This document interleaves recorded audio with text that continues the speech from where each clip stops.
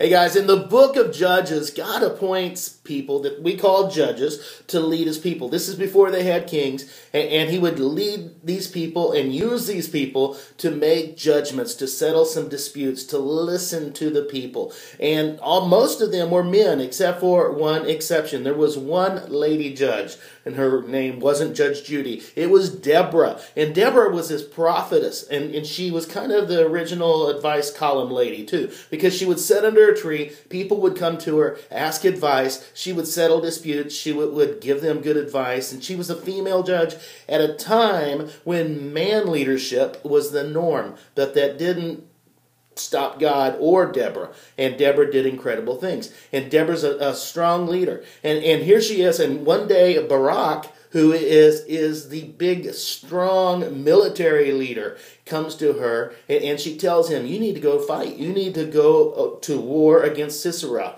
Sisera was this oppressor. He had been oppressing God's people for about 20 years. He was a bad guy. So Barak is scared. He's like, no, I'm not going to go unless you go with me.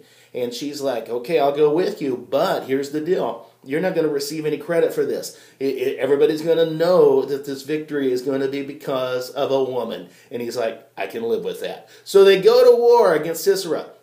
Sisera is this big military leader, evil dude who has been oppressing for years, and he's just a bad dude. And his troop is fighting. He's tired, so he kind of runs off, and he runs to the wrong tent, and he runs to this tent that has Jael in it. Jael is this super bad housewife, man. This lady is awesome, and she just kind of an unassuming housewife, wears an apron, but don't mess with her.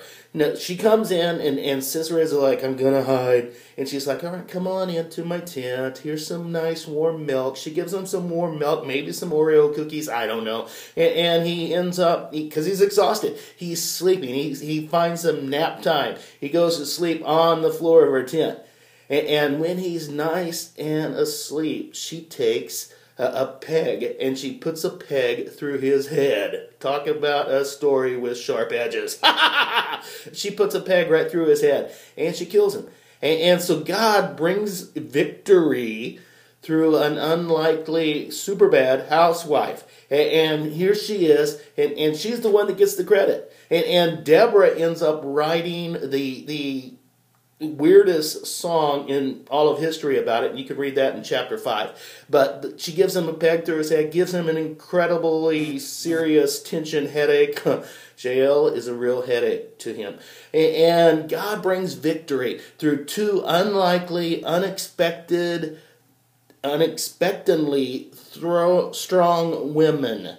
And he does it because that's what God likes to do. God likes to take the people that other people underestimate, and he uses them to do the impossible. He takes ordinary people that other people look at and think, no, they couldn't do this, they couldn't lead, they couldn't bring victory. And he takes them and he does amazing things. That's good news for all of us. God uses the unlikeliest people, and that is super good news.